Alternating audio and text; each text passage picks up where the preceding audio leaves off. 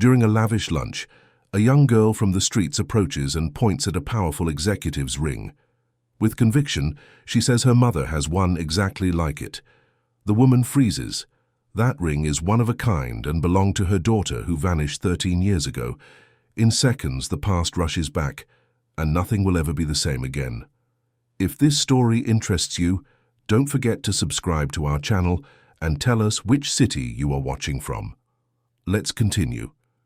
The Thursday afternoon settled lazily over Fifth Avenue. The intense Manhattan traffic seemed never to grant a reprieve. But high above on the 50th floor of one of the city's most imposing skyscrapers, Eleanor Sterling observed the city through the wide windows of her office, like someone contemplating a chessboard. Every move was calculated, every decision weighed, every deal closed with the precision of someone who had never learned how to lose. At 58, Eleanor had built an empire that few could imagine. She had inherited a medium-sized family business and transformed it into a corporation that dominated entire sectors of the economy. Her dark hair, always impeccably styled, was beginning to show silver strands that she didn't bother to hide. They were marks of battles won, she would say.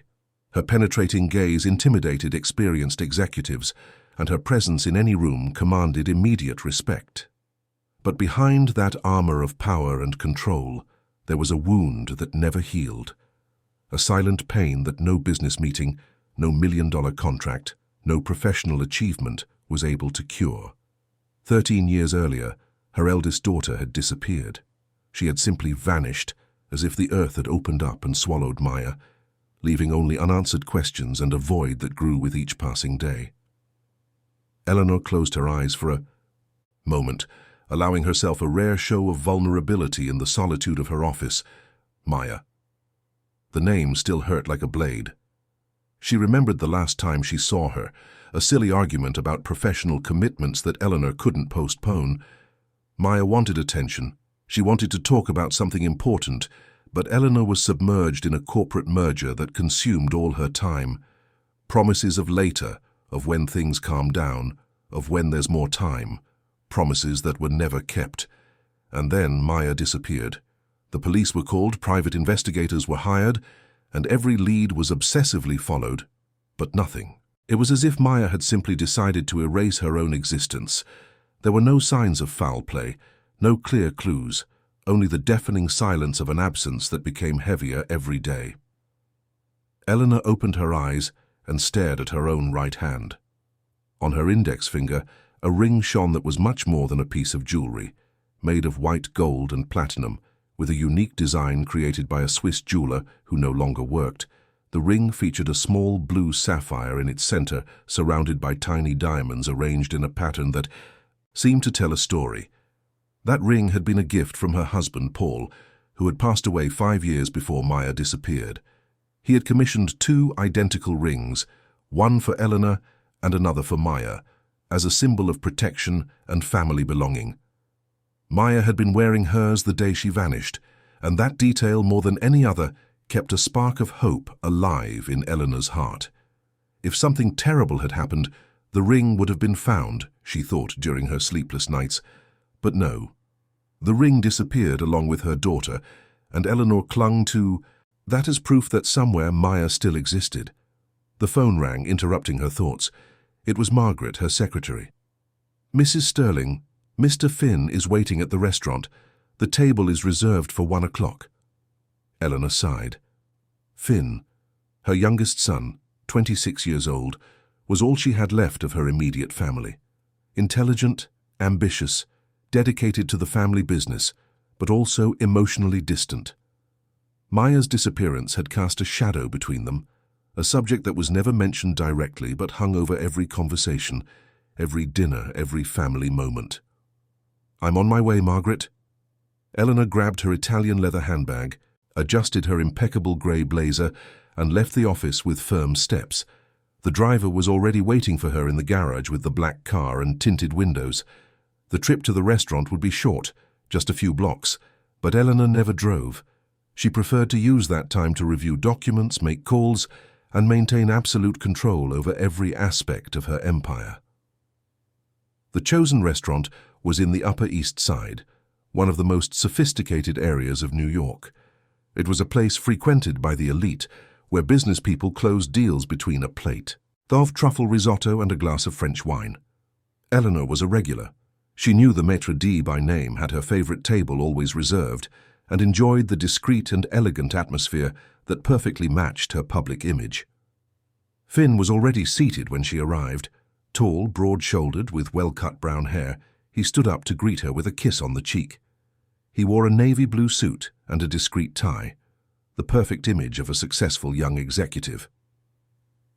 "Mother, I was thinking about the proposal from the development firm. I think we should accept, but with a few conditions." Eleanor sat down and picked up the menu merely as a formality. She already knew what she would order. She always ordered the same thing. "We can discuss that later, Finn. Let's have lunch first." But the conversation quickly returned to business. It was safe territory, the space where mother and son could connect without touching old wounds. They talked about contracts, about expansion into the Pacific Northwest, about the growing competition. Eleanor listened attentively, asked precise questions, and gave opinions with the confidence of someone who had built everything from scratch. The restaurant was full, as always. Executives in ties, elegant women, low-toned conversations, and contained laughter. It was a world apart, protected by glass walls and discreet guards who ensured that nothing disturbed the artificial peace of that environment, until that peace was broken. At first it was just a murmur, a few people looking toward the entrance with expressions of discomfort. Eleanor didn't pay immediate attention, concentrated on her plate of grilled salmon. But then, a sudden movement caught her eye. 2 restaurant security guards were walking quickly toward the door with tense expressions. That was when Eleanor saw her. A girl. Small, far too. Thin, with dirty and torn clothes. Her brown hair was tangled, her face marked by dirt, but it was her eyes that were most striking. Large, dark, frightened eyes, but also determined. The child couldn't have been more than 7 or 8 years old, and she carried on her shoulders the weight of someone who had already lived much more than she should have in such a short time. The girl had managed to get into the restaurant and was now walking between the tables with hesitant steps, looking at the plates with a hunger that hurt just to see. Some people looked away, others frowned in disapproval. The atmosphere changed instantly. That child represented everything that environment tried to keep outside. Poverty, helplessness, the raw reality that existed on the streets of the city. The guards approached quickly, ready to remove her. Eleanor watched the scene with a mixture of discomfort and something she couldn't quite define, but she was not prepared for what happened next. The girl, as she passed Eleanor's table, stopped abruptly. She didn't look at the plate. She didn't look at the food. Her eyes fixed on Eleanor's right hand, on the ring. The child stood still, as if she had seen something impossible. Then, with a thin, trembling voice but loaded with absolute certainty, she said something that made Eleanor's world stop spinning. "My mom has a ring just like that one." The silence that followed was deafening. Finn looked at the girl with irritation, ready to dismiss her. The guards were already reaching out to lead her away. But Eleanor couldn't move. Her heart raced in a way it hadn't for years. Her hands began to shake. The air seemed to become heavy, dense, suffocating. That ring was unique. There was no replica. There was no coincidence. Only 2 people in the world possessed a ring like that, Eleanor and Maya. With a sharp gesture that surprised everyone, Eleanor raised her hand, stopping the guards. "Wait!" Her voice came out weaker than she intended. Finn looked at her, confused. "Mom, what are you doing?" Eleanor ignored her son. Her eyes were fixed on the girl, who now seemed even more frightened by the reaction she had provoked. With an effort, Eleanor controlled her breathing and tried to keep her voice firm. "How do you know that? Where is your mother?" The girl hesitated, looking around like a cornered animal. But there was something in that look, something Eleanor recognized immediately. The expression, the way she tilted her head slightly when she was insecure, small details that spanned generations. "She's sick. We live in a place far from here. She always wears the ring and says it's important, that she can never lose it." Eleanor felt her legs weaken. She held onto the table, trying to process what she was hearing. Finn stood up, alarmed. "Mum, are you okay? This doesn't make sense, it's just a coincidence." But Eleanor knew it wasn't. 13 years of pain, of searching, of unanswered questions, of nights spent awake wondering where Maya could be. And now, completely unexpectedly, a street child appeared with information that could only mean one thing. Maya was alive. Eleanor reached out a trembling hand toward the girl, who instinctively backed away. "Please, don't be afraid. What is your name?" The child looked around, still scared, but something in Eleanor's voice seemed to calm her a little. "Sophie. Sophie." The name echoed in Eleanor's mind like a revelation. With great care, she knelt down to be at the girl's eye level. "Sophie, can you show me where your mother is?" The girl hesitated, biting her lower lip. Then, with a slow movement, she reached into the dirty pocket of her pants and pulled out something crumpled. It was an old photograph, folded several times, with the edges already falling apart from time and constant handling. "She gave me this photo. She said it's important to keep it." Eleanor took the photograph with her hands, shaking so much she could barely hold it. As she opened the delicate paper, her heart nearly stopped. But even before she saw the face, something caught her eye. On the back of the photo, there was handwriting with letters already faded by time but still legible, words that cut like a blade. "I will return when everything is safe. I promise. Maya." Tears began to fall even before Eleanor was conscious of them. With trembling hands, she turned the photograph over. And there she was. Maya, older, thinner, her face marked by years of hardship, but unmistakably her daughter, her girl. The child she had lost 13 years ago, now an adult woman, looking at the camera with tired but still living eyes. And beside her, holding her hand, was Sophie, the same girl who was now standing there in the luxurious restaurant, not fully understanding the earthquake she had just caused. Eleanor looked up from the photograph and looked at Sophie with an intensity that made the child take a step back. But it wasn't anger or fear that she saw in that look. It was recognition, it was pain, it was hope, it was love. Because now Eleanor saw it. She saw in Sophie's eyes the same eyes as Maya. She saw it in the curve of her face, in the way she furrowed her brow, in her hesitant gestures. She saw the genetic heritage that crossed generations, impossible to deny or ignore.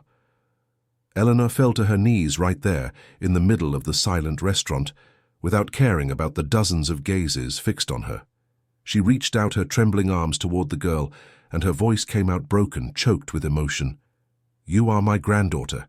Maya is your mother. My daughter." The entire restaurant seemed to freeze at that moment. Finn went pale, with the expression of someone who had just had their reality destroyed and rebuilt in a matter of seconds. Sophie looked at Eleanor with a mixture of confusion and fear, not fully understanding what was happening, but feeling the weight of that moment. And as tears continued to fall down the face of Eleanor Sterling, the woman who never cried in public, who never showed weakness, who controlled empires and dominated boardrooms, she realized that 13 years of searching, of pain, of unanswered questions had ended in the most improbable way possible. In a luxury restaurant, in the middle of an ordinary afternoon, a street child had brought back not just hope, but the certainty that Maya was still out there. And this time Eleanor would let nothing and no one stop her from finding her daughter. The trip to the outskirts of the city seemed to last an eternity, although the clock marked only 40 minutes. Eleanor was sitting in the back seat of the car with Sophie by her side, wrapped in a coat that the driver himself had offered. The girl was still shaking, but no longer from the cold. It was the shock of everything that was happening, too fast for her young mind to process. Finn followed in the car behind with 2 security guards. He had insisted that his mother not go alone, that it could be dangerous, that they needed protection. Eleanor had barely heard him.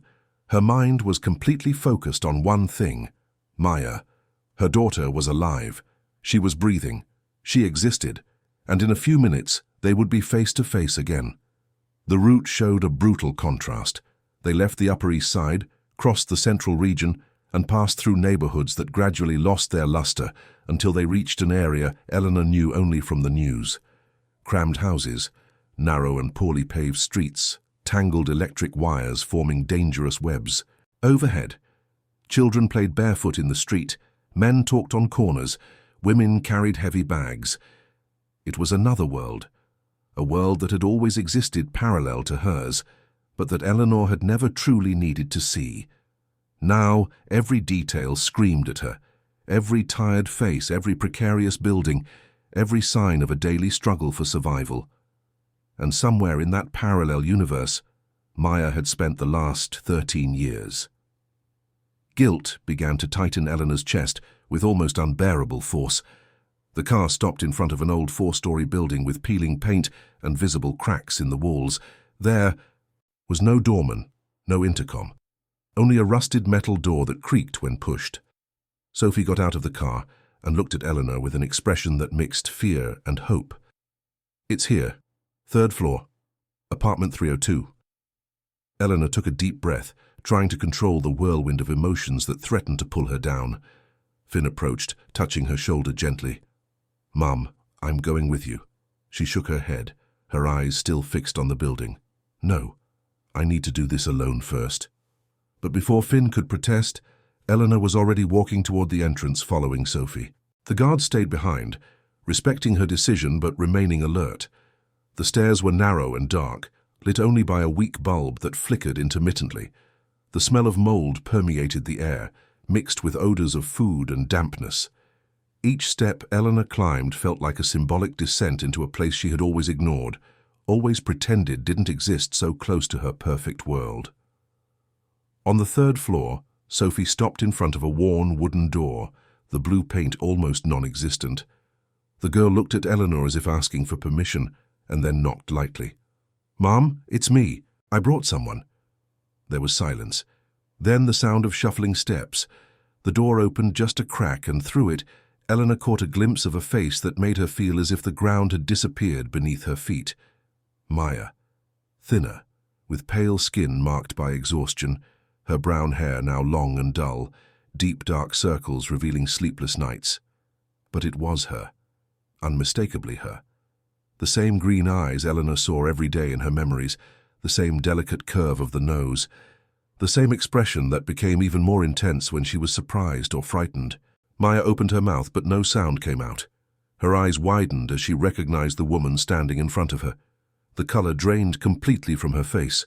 She stumbled back, leaning against the wall, and Eleanor saw as her daughter's eyes rolled back, and her body began to give way.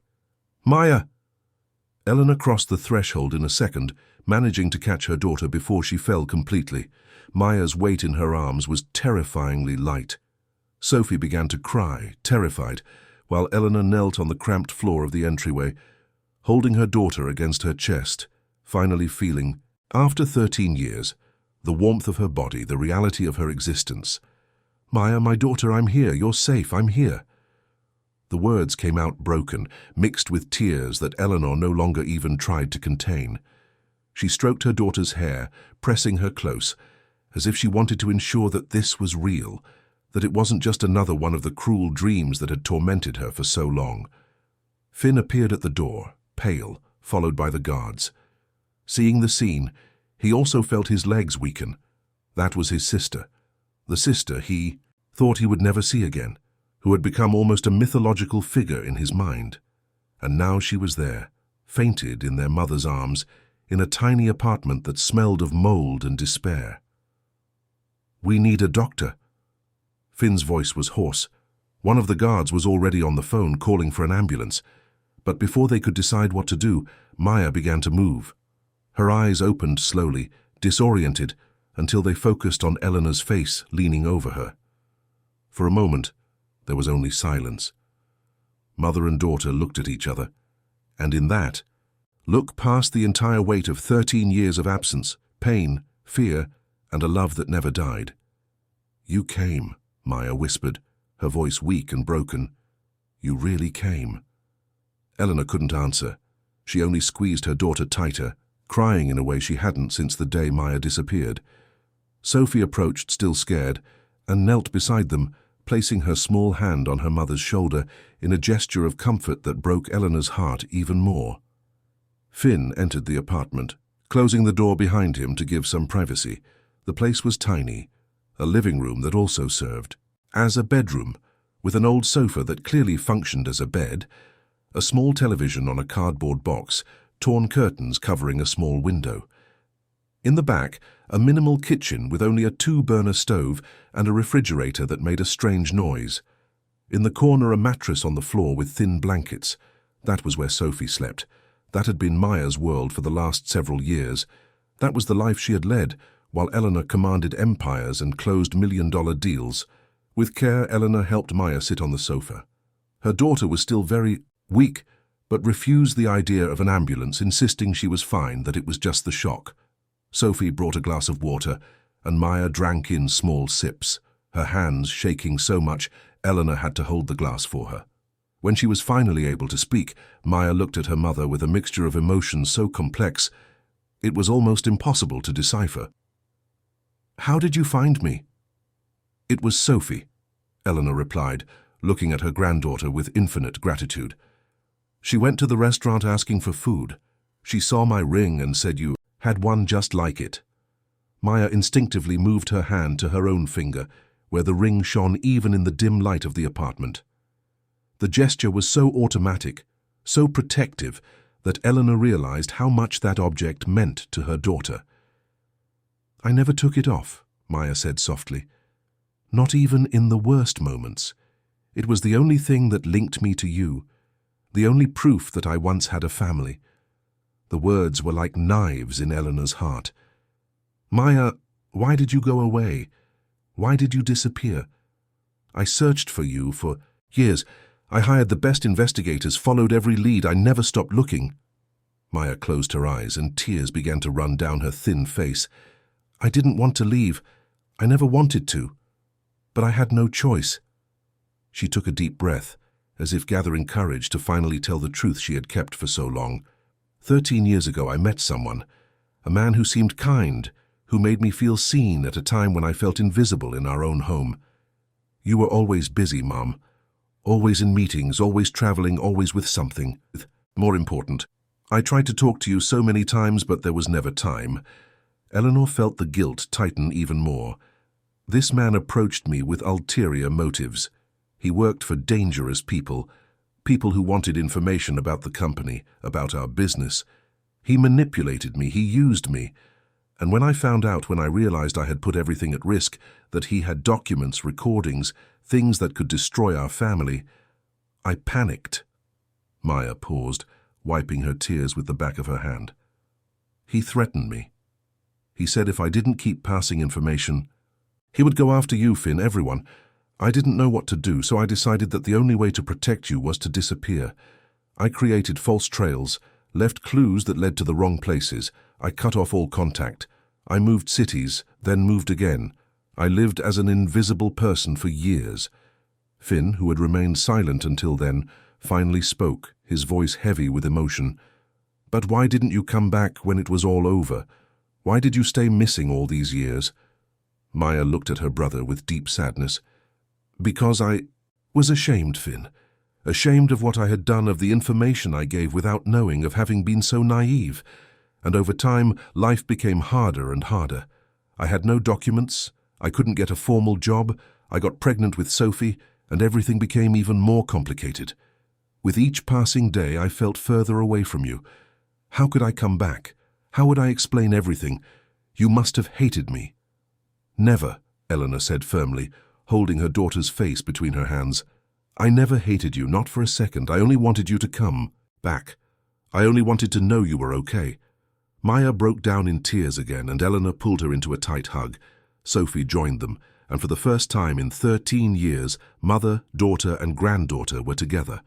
When they finally separated, Eleanor wiped her own tears and assumed her usual commanding posture.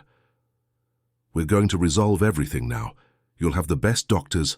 I'll arrange an apartment. Sophie will go to a good school. I'll take care of everything." But instead of gratitude, she saw resistance in Maya's eyes. "Mom, I don't want to be fixed, like I'm a business problem." Eleanor blinked, surprised. I only want to help. I know, but I don't need you to solve everything.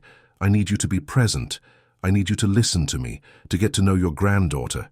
It's no use for you to come in here with your ready-made solutions and expect everything to go back to normal. Nothing has been normal for 13 years, Mom." The words were harsh, but necessary. Eleanor felt their impact, and for the first time in a long time, she realized that her way of controlling everything, of solving everything, with money and power, would not be enough. Not this time. "You're right," she said softly. "I'm sorry. I'm just so happy to have found you that I want to do everything right now." Maya held her mother's hand, squeezing it gently. "Then start by staying. Just stay here with me. Let's talk. For real." And that was what Eleanor did. She sat on that old, uncomfortable sofa in an apartment that was smaller than her walk-in closet, and she talked with her daughter. They talked about the 13 lost years, about the difficulties Maya faced, about how Sophie was born, about the fears, the pains, the small joys in the midst of so much struggle. Finn also participated, asking questions, getting to know the niece he had just discovered. Sophie gradually lost her fear and began to speak, telling about her life with an honesty that made the adults feel even smaller in the face of such courage. As the sun began to set outside, tinging the sky orange through the small window, Eleanor realized something fundamental. She wasn't there to rescue Maya. She was there to reconnect with the daughter she never stopped loving, but whom she had lost long before the physical disappearance. She was there to learn how to be a mother again, and this time to do it differently. Before leaving that night, Eleanor held Maya's hand and looked deep into her eyes. "I'm going to do this the right way. I promise." Maya smiled for the first time, a small but genuine smile. "I know, Mom, and I'm going to try too." It was then that Eleanor looked more closely at the ring on her daughter's finger. Something caught her eye. A small mark on the inner edge, almost imperceptible. Carefully, she took off her own ring and examined it closely, and that was when she saw something she had never noticed before. A tiny engraving on the inside. Words so small that you had to strain your eyes to read them. She brought the ring close to the weak light of the bulb and managed to decipher them. Her breath hitched. Eternal protection. Dad. She looked at Maya's ring and saw the same engraving. It was the final, definitive, irrefutable proof. That symbol Paul had created years before was fulfilling its role. It had brought mother and daughter together again, with her heart tight. With emotion, Eleanor put the ring back on her finger and looked at Maya, at Sophie, at Finn, her family, broken, wounded, but still there, still alive, still with a chance to start over. And for the first time in 13 years, Eleanor Sterling allowed herself to believe that maybe, just maybe, there was still time to fix what had been destroyed. Not with money, not with power, but with presence, with listening, with true love. Because some things, she finally understood, cannot be bought or controlled. They need to be lived, felt, and built day after day, with patience and dedication. And Eleanor was willing to learn that, no matter what it cost. The first few days after the reunion were like walking on glass. Every step had to be measured, every word weighed before being spoken. Eleanor returned to Maya's apartment the next day, and the next and the next, always bringing something, food, clothes for Sophie, medicine for Maya, but always asking first, always respecting the boundaries her daughter established. It was Maya who finally suggested that Sophie go to live with Eleanor. The decision was not easy. In fact, it was one of the hardest things she ever had to do. But the reality was undeniable. Sophie deserved more than that small apartment, more than the uncertainty of each day, more than seeing her mother struggle to get the minimum necessary to survive. On the morning they took Sophie to Eleanor's mansion, the farewell was painful. Maya hugged her daughter for long minutes, whispering words of love and promises that they would always be together, even if not in the same place. Sophie cried, but there was also a spark of hope in her eyes. She was a child, and children dream of safety, of plenty of food, of a soft bed. Eleanor promised that Maya could visit whenever she wanted, that there would be a room waiting for her too, that it would be the home of both. But Maya refused. She wasn't ready yet. She needed time. She needed to process everything. She needed to rebuild herself before entering that world that was once hers again. Eleanor's mansion was in a gated community in the suburbs, surrounded by immense gardens and security that ensured total privacy. It was a completely different world from the one Sophie had grown up in. Upon entering for the first time, the girl stood paralyzed, looking around with a mixture of fascination and fear. The room Eleanor prepared for her was larger than the entire apartment where she lived with her mother. It had a huge bed with soft sheets, a closet full of new clothes, shelves with books and toys, a light wood desk near the window overlooking the garden. It was a dream room. But Sophie couldn't sleep that first night.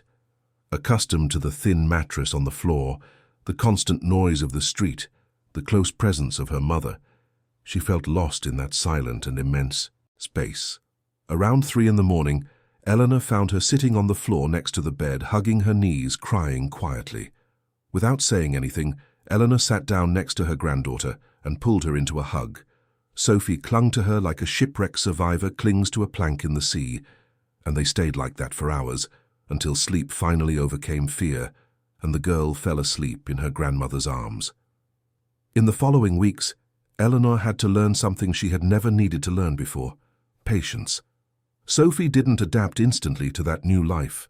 She had frequent nightmares, woke up startled looking for her mother, refused certain foods because she wasn't used to them, and hid when there were too many people around. The trauma of living on the streets, of going hungry, of feeling constant fear, didn't disappear just because she now had comfort. Eleanor hired a child psychologist, Dr. Elizabeth, a kind and experienced woman who began working with Sophie. The sessions were revealing. The girl carried deep wounds, but also an impressive resilience. She was intelligent, observant, and capable of noticing details that adults ignored. And gradually, with support and care, she began to open up. Meanwhile, the relationship between Eleanor and Finn went through a difficult test. The younger son felt, in a way, replaced. All of his mother's attention, which had previously been divided between him and business, was now focused almost exclusively on Maya and Sophie. The company meetings that had previously occupied hours of Eleanor's day were delegated to Finn, who suddenly found himself with a much greater responsibility than he was prepared to assume. One night, during a tense dinner at the mansion, Finn exploded. "It feels like I've lost my mother twice. First when Maya disappeared. And you buried yourself in work so you wouldn't have to think about her. Now that she's back, you've forgotten me completely." Eleanor was shocked. She had never realized how neglected Finn felt. She tried to explain, to say she was just trying to make up for lost time. But Finn interrupted her. "And what about my lost time, Mom? I lost a sister too. I suffered too. But no one seems to remember that." The words were harsh but necessary. They forced Eleanor to see that her attempt to fix everything was, once again, leaving someone out. That night, after Finn left the mansion furious, Eleanor was alone in the living room, staring at her own reflection in the dark window. She was failing again, trying to control everything, solve everything, but forgetting to simply be present for everyone who needed her. The next day she sought Finn out at his apartment. The conversation was long and difficult. Eleanor apologized, admitted her mistakes, and listened to her son's grievances without interrupting. And for the first time they were able to have an honest conversation about how Maya's disappearance had affected them both, about how the pain was processed in different ways, about how the family had never truly recovered from that trauma. Finn confessed that for years he felt he needed to be perfect to make up for Maya's absence, so as not to give his mother more worries, that he buried himself in business not out of love for the work, but because it was the only way to connect with Eleanor, that he never allowed himself to live his own life for fear of disappointing her or being another burden. Eleanor listened to everything with a broken heart. She had failed Maya by not being present when her daughter needed her, and she had failed Finn by making him an extension of her own goals, without seeing him as an individual with his own dreams and needs. "I don't know how to be a good mother," she admitted, her voice choked. I spent my whole life building companies, closing deals, winning professional battles, but with you two I've always failed. Finn held his mother's hand, and for the first time in years, allowed himself to be vulnerable with her. Then let's learn together, it's not too late. That conversation marked a turning point. Eleanor and Finn began to meet weekly, not to talk about business, but to simply talk. About feelings, about fears, about expectations. It was strange and uncomfortable at first, but gradually it created a bridge that had long ago been destroyed. Meanwhile, Maya struggled to rebuild her own life. Eleanor insisted on helping her financially, but Maya accepted only the basics. A simple but dignified apartment in a better neighborhood, help to get new documents, medical appointments to treat health problems neglected for years, but she refused anything beyond that. "I need to do some things alone," she explained to her mother during one of the visits. "I need to prove to myself that I can, not because I don't trust you, but because I need to find myself again." Eleanor learned to respect that, even when every fiber of her being screamed to solve everything, to make everything easy, to use her power and money to open every door. But she was learning that true love sometimes means giving space, even when it hurts. Sophie began attending a private school near the mansion. In the beginning it was difficult. She was years behind the other children her age, and the socio-economic difference was glaring. The other children came from wealthy families, with lives of privilege from birth. Sophie came from the streets, and that was visible in every gesture, in every word, in every reaction. There was bullying, cruel children who noticed Sophie was different and used that to hurt her. Comments about her clothes, about her way of speaking, about where she came from. Sophie would come home with red eyes, saying she didn't want to go to school anymore. Eleanor wanted to intervene immediately, talk to the administration, to the other children's parents, use her influence to resolve the situation. But it was Finn who stopped her. Let her learn to fight her own battles, be there to support her, but don't solve everything for her. Otherwise, she'll never learn how to be strong. The words echoed in Eleanor's mind. It was exactly what she had done wrong with Maya, trying to control everything, solve everything, without leaving room for her daughter to learn how to navigate the world alone. So, instead of solving the problem, Eleanor sat down with Sophie and talked. She listened to the girl's pain, validated her feelings, and then helped her think of ways to handle the situation. Sophie decided to talk to her teacher, and together with the pedagogical team, the school implemented activities about empathy and social diversity. It didn't solve everything instantly, but gradually some children began to see Sophie for who she really was. A brave, intelligent girl who had survived things they couldn't even imagine, and that, in a way, was admirable. Sophie also began visiting her mother regularly. Eleanor always offered the driver, but Sophie, following Maya's example, sometimes insisted on going by bus. She wanted to keep her feet on the ground, not forget where she came from. It was an impressive wisdom for a child her age. The visits between mother and daughter were the highlight of Sophie's week. They talked for hours, they played, Maya helped with homework, and gradually Sophie brought the two women in her life closer to each other. She told Eleanor about the conversations with Maya and told Maya about daily life at the mansion. It was Sophie who suggested the family dinner. A simple dinner without formalities at the mansion. Eleanor, Maya, Finn and Sophie. All four together for the first time in 13 years. Eleanor was nervous as she had never been before a business meeting. She ordered a special dinner to be prepared, but not an exaggerated one. She wanted Maya to feel comfortable, not intimidated.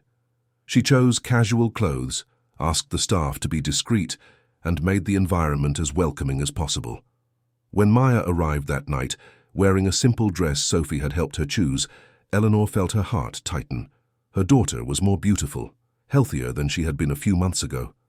Color had returned to her face, her eyes had more life, she was recovering. The dinner started off tense. Everyone was very aware that this was an important moment, that any wrong word could break the fragile bridge being built. But then Sophie began telling funny stories from school, imitating teachers, describing situations with a humor that made everyone laugh. The ice was broken, the conversation flowed naturally. Finn and Maya reminisced about childhood moments, laughing at old mischief.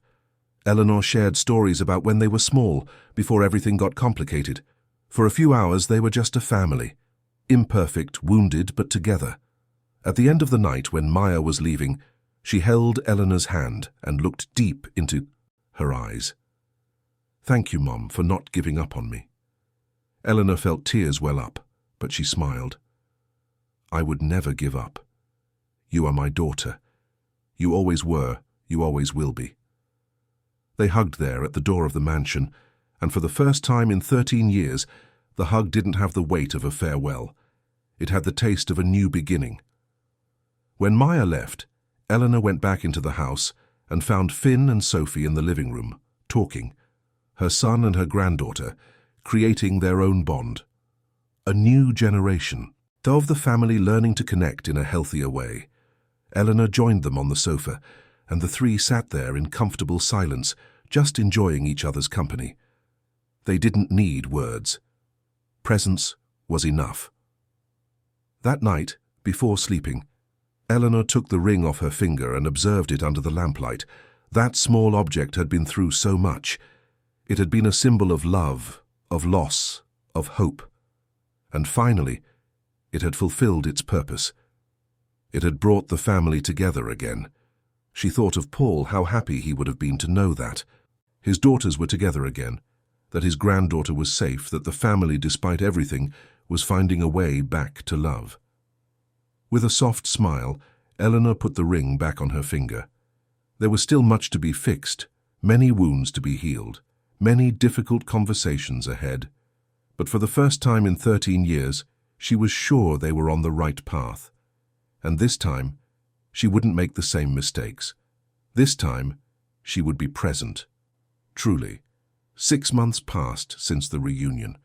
6 months of slow reconstruction, of trial and error, of difficult conversations and moments of unexpected joy. Life had found a new rhythm, different from what it was before, but with its own imperfect beauty. Sophie was unrecognizable, not just physically, although the weight gained and recovered health were evident, but mainly in her way of being. The frightened girl who entered the restaurant asking for food had transformed into a confident, curious child, full of dreams. She still carried the marks of the past, occasionally woke up with nightmares. Had days when she was quieter, but she had learned to talk about her feelings, to ask for help when she needed it. School had become a place where she shone.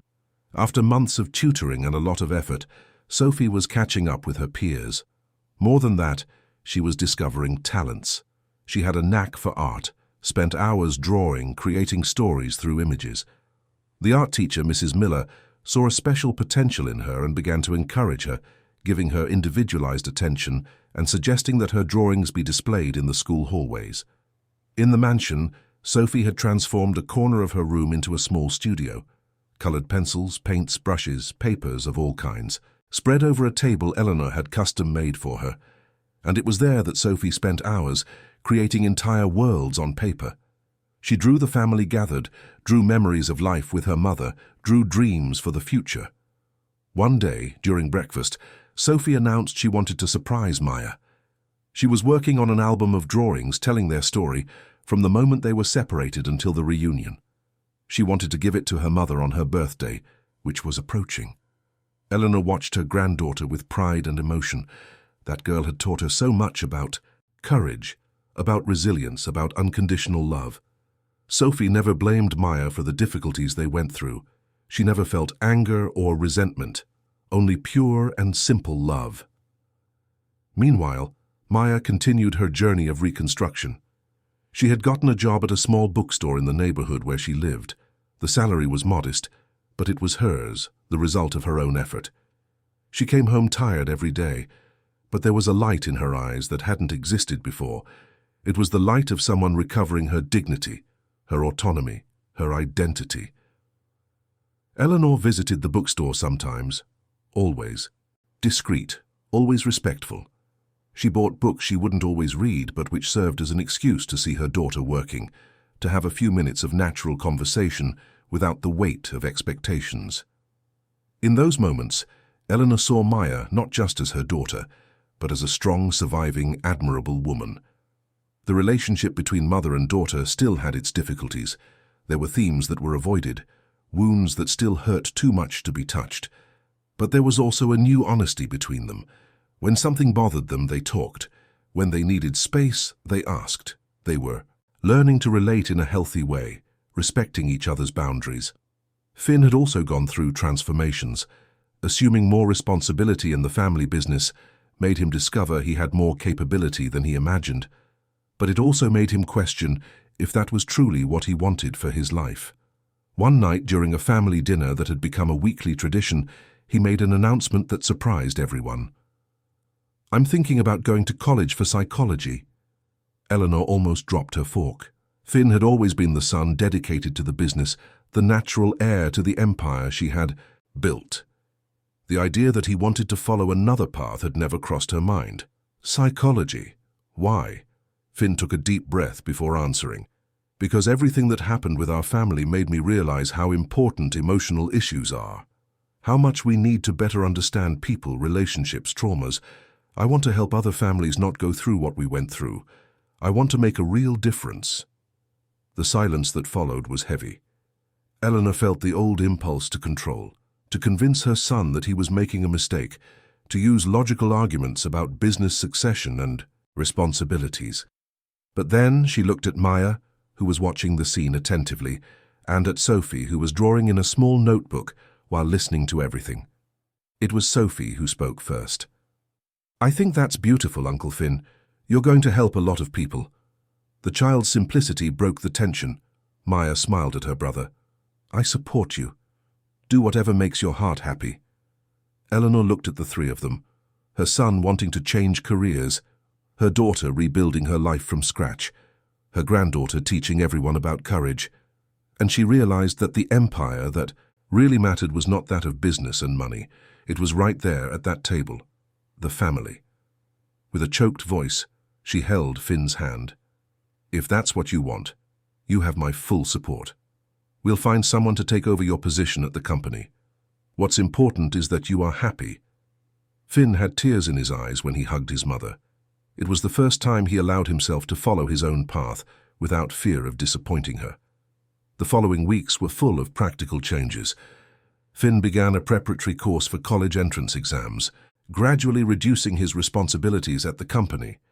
Eleanor promoted trusted executives, reorganized the corporate structure, and discovered that the company functioned perfectly well without her needing to control every detail. In fact, she discovered she had more time for what really mattered. More time for Sophie, to follow the girl's progress at school, to sit on the floor of her room and draw with her, to hear her stories about her classmates, about her teachers, about her dreams of one day being an artist. More time for Maya, for long lunches where they talked about everything and nothing, to help her choose furniture for the apartment, to simply be together without agendas or expectations. More time for Finn, to support him in his studies, to hear him talk about psychological theories with an enthusiasm she had never seen when he talked about business. But not everything was perfect. There were difficult days, days when Sophie missed the simple life with Maya, however hard it was. Days when Maya felt guilty for not being able to offer her daughter what Eleanor offered. Days when Finn doubted his decision and wondered if he was making the right choice. Days when Eleanor felt lost, not knowing how to balance everything. It was on one of those difficult days that the big crisis happened. Sophie was at school when a classmate made a cruel comment about her mother. She said Maya was a loser, that she had abandoned her daughter, that Sophie only had good things because her grandmother was rich, not because her mother was worth anything. Sophie, who had learned to handle many provocations, could not contain her anger this time. She talked back, the argument escalated, and Sophie ended up pushing the classmate. Nothing serious, but enough for the principal to call Eleanor, asking her to pick the girl up early. On the way back home, Sophie was silent, her eyes red from crying. Eleanor tried to talk, but the girl shut down. Only when they arrived at the mansion and sat in the garden did Sophie finally break down. She said, "My mom is no good. She said she abandoned me. And I got so angry, Grandma, because my mom is the bravest person I know. She did everything for me, everything, and people judge without knowing anything."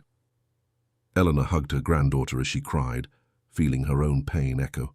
in the child's words, because she had also judged. She had spent years thinking Maya had abandoned her, that she had been selfish, that she didn't care about the family. And only now did she understand the size of the sacrifice her daughter had made. When Sophie calmed down, Eleanor held her by the shoulders and looked deep into her eyes. "Your mother is a hero, and you have every right to defend her. But not with violence, Sophie. Use your words. Use your story. Tell the truth to anyone willing to listen. And for those who aren't, don't waste your energy." Sophie wiped her tears and nodded. Then she looked at Eleanor with a seriousness impressive for her age. "Grandma, you have a lot of money, right?" Eleanor was surprised by the sudden change of subject, but agreed. "Yes, I do." "Then why don't you use it to help other children like I was? Children who are on the street, hungry, scared?" The question hit Eleanor like a punch. Sophie was right. She had immense resources, power, influence, and she was using it all only to fix her own family. But what about the other families? What about the other children? And all the Sophies who were still on the streets waiting for a chance? That night, Eleanor couldn't sleep. Sophie's question echoed in her mind. She got up, went to her office, and began making notes. She researched, read about existing organizations, about gaps in care for children in vulnerable situations, and an idea began to take shape. The next morning, she gathered Maya and Finn. "I want to create a foundation, an organization dedicated to helping street children, not just with basic assistance, but with a complete program. Education, health, psychological support, vocational training for parents. I want to use our resources to make a real difference." Maya looked at her mother with surprise and admiration. "It's a beautiful idea, Mom. But why now?" Eleanor smiled sadly. "Because Sophie made me realize I've spent my whole life focused on building wealth, but I never thought about using that wealth to fix the world around me. She showed me that we can transform our pain into purpose." Finn got excited immediately. "I can help. I can use what I'm learning about psychology to structure the emotional support for the families." Maya hesitated for a moment, but then said something that surprised everyone. "I want to help too. I want to work directly with the children. I know what it's like to be on the other side. I know what works and what doesn't when you're vulnerable." Eleanor felt her heart tighten with emotion.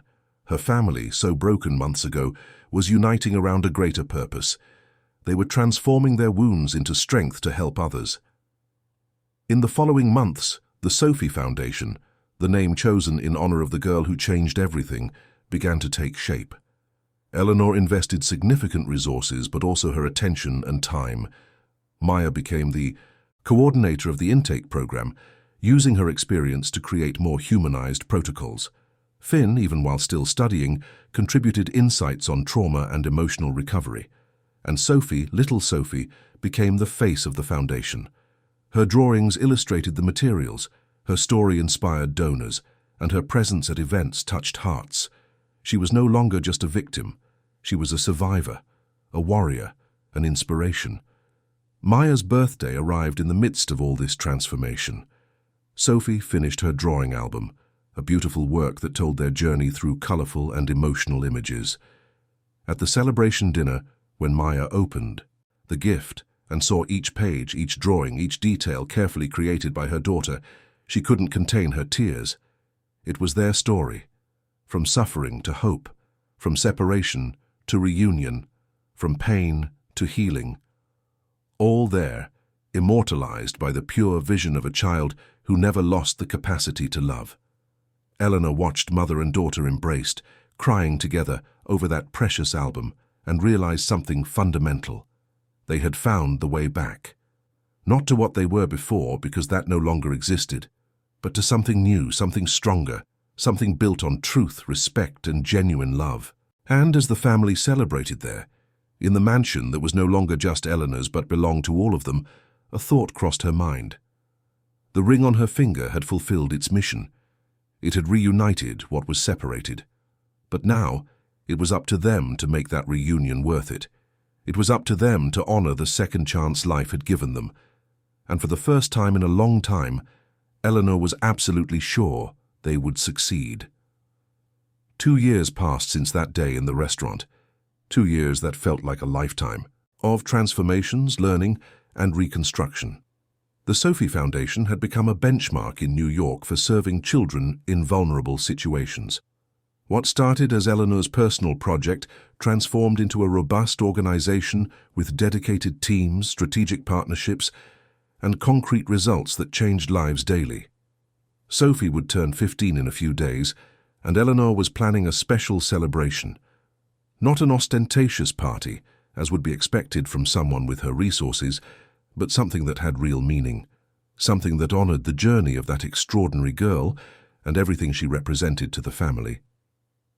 The Foundation's headquarters were in a renovated building in downtown Manhattan, strategically located to facilitate access for the families served. Eleanor spent at least 3 afternoons a week there, not just supervising, but participating actively. She talked with the children, listened to their stories, and understood their needs.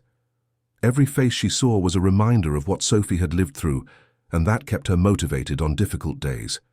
Maya had become the soul of the foundation. She worked there full-time, coordinating not just the initial intake, but also the long-term follow-up for families. Her personal experience gave the work a legitimacy that no academic degree could provide. The mothers who arrived at the foundation, tired, ashamed, scared, saw in Maya not a distant authority figure, but someone who truly understood because she had been there. One afternoon, Eleanor was in her office at the foundation when Maya entered without knocking, something she did only when she had something important to say. Her face was different. There was a spark in her eyes that Eleanor hadn't seen in a long time. "Mom, I need to tell you something." Eleanor set the papers aside immediately, giving her daughter her total attention. In the last 2 years, she had learned that moments like this were the most important, more than any business meeting or corporate decision. Maya sat down, took a deep breath, and smiled in a way that lit up her whole face. "I met someone." Eleanor felt her heart skip a beat. In all those years, Maya had never mentioned relationships. The traumatic experience that led her to disappear had left deep scars, and she had always kept a safe distance from any romantic involvement. "His name is Robert. He's a literature teacher, works at a public school not far from here. We met at the bookstore a few months ago. He would always go there to buy books, and we talked about authors, about stories. It started as a friendship, but it's become something more." Eleanor saw vulnerability and fear in her daughter's eyes. Maya was opening up, allowing herself to trust again, and that was both beautiful and terrifying. "Did you tell him about the past?" Maya nodded. "I told him everything. About the disappearance, about Sophie, about you, about everything. He listened without judging. He said a person's past doesn't define who they are today. He said I'm one of the bravest women he knows." Tears began to fall down Eleanor's face. Seeing her daughter allowing herself to be happy again, allowing herself to believe in someone, was one of the most beautiful things she had ever witnessed.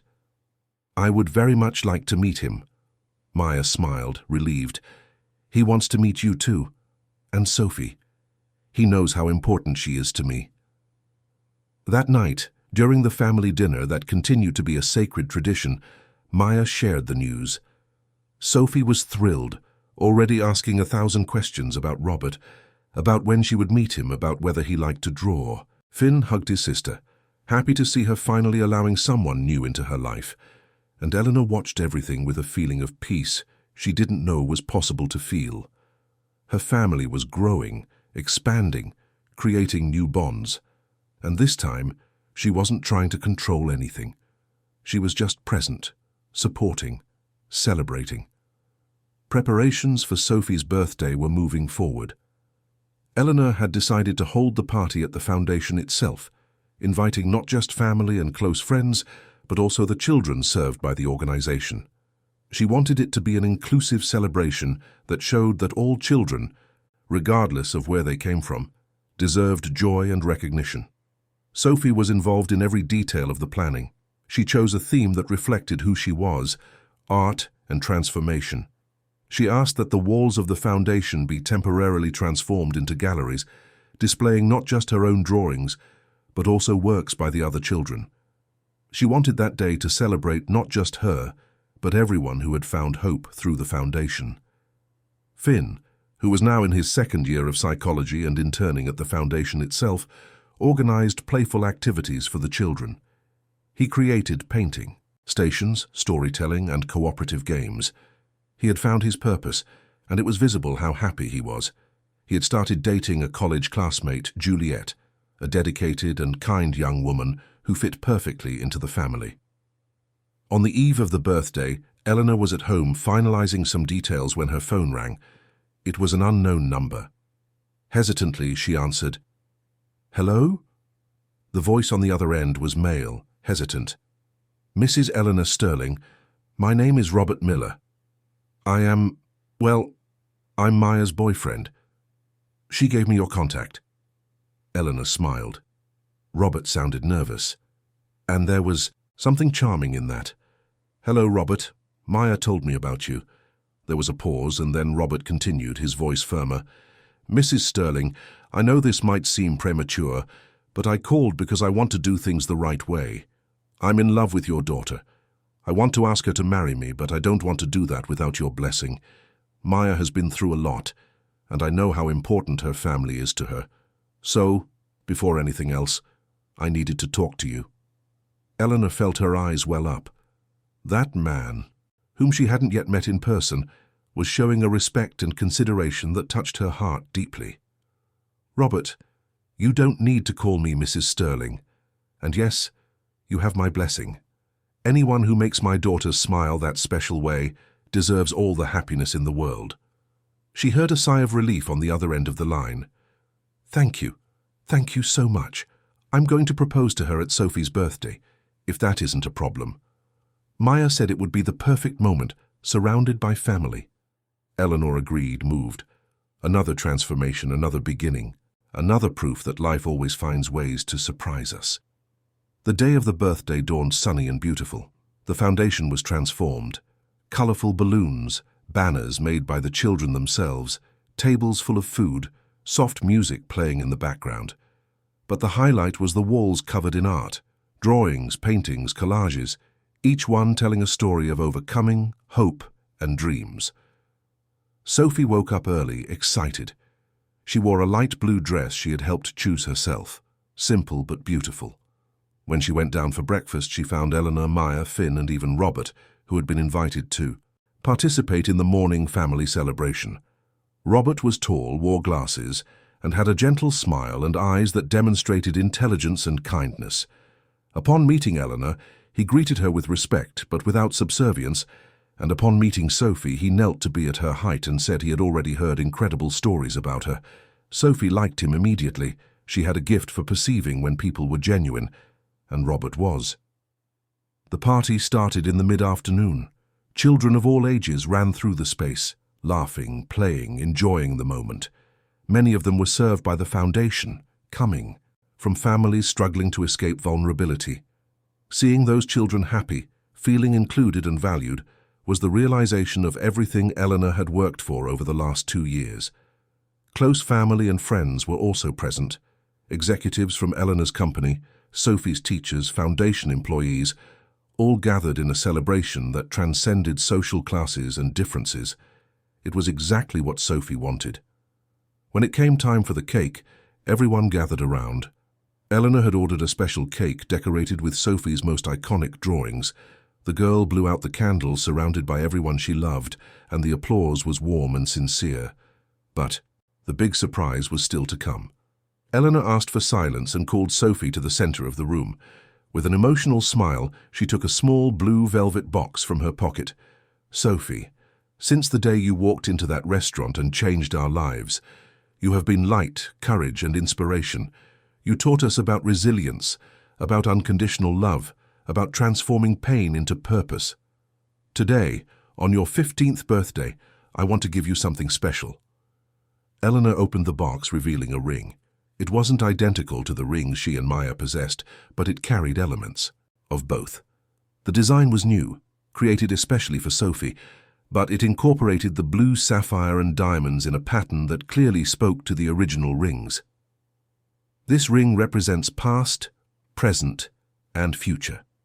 It represents our family's journey, the pains we overcame, the love that kept us united even in the distance, and the hope that guides us toward tomorrow. This ring is yours, Sophie, and with it, I want to say that you are not just my granddaughter. You are my hero. Sophie was crying when Eleanor placed the ring on her finger. It was a moment, so of pure emotion, and there wasn't a dry eye in the room. Maya hugged her daughter and mother at the same time, and Finn joined the hug, creating a circle of love and gratitude. But the afternoon still held one more surprise. When the emotion calmed a bit, Robert approached the center of the room, asking for attention. He was visibly nervous but determined.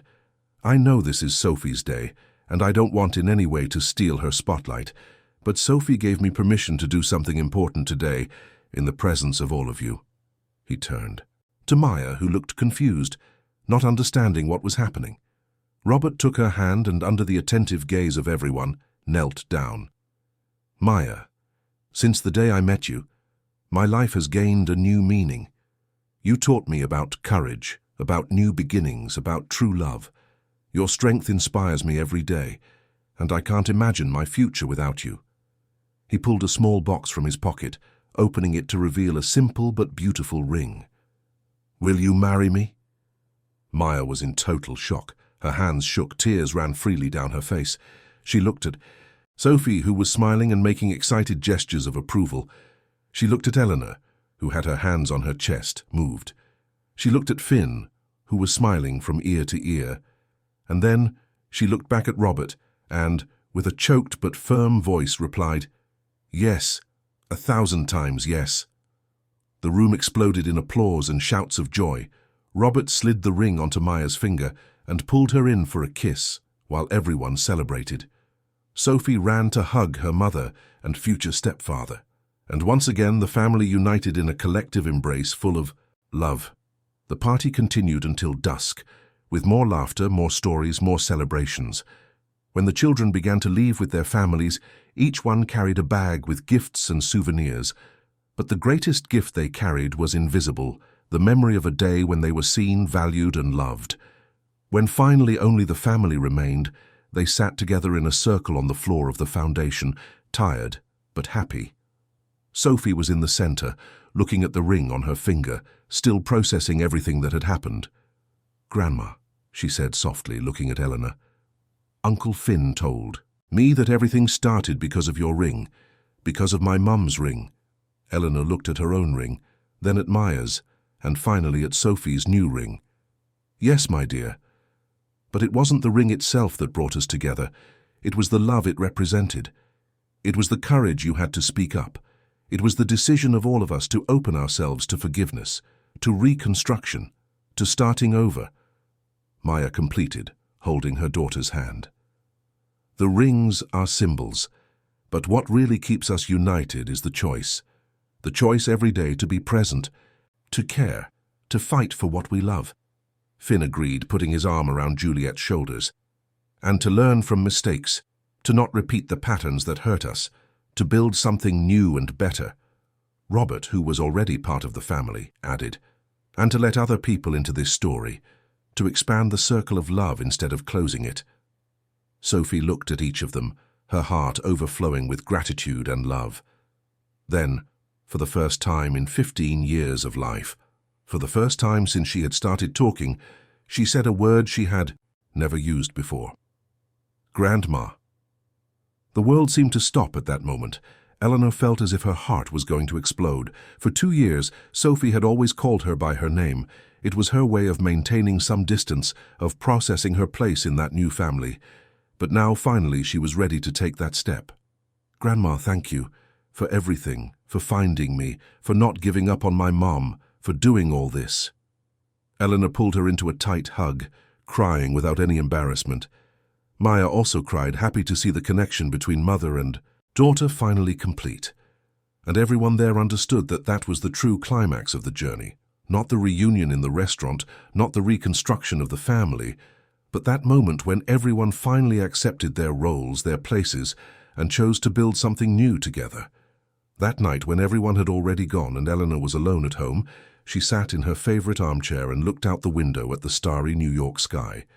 She thought of Paul, wishing he could see what those rings he had commissioned had started. She thought of the impossible journey they had traveled, the pains they faced, the victories they won. And she realized something fundamental. Life has a peculiar way of teaching us the lessons we need to learn. She spent decades building empires, accumulating power, controlling every variable.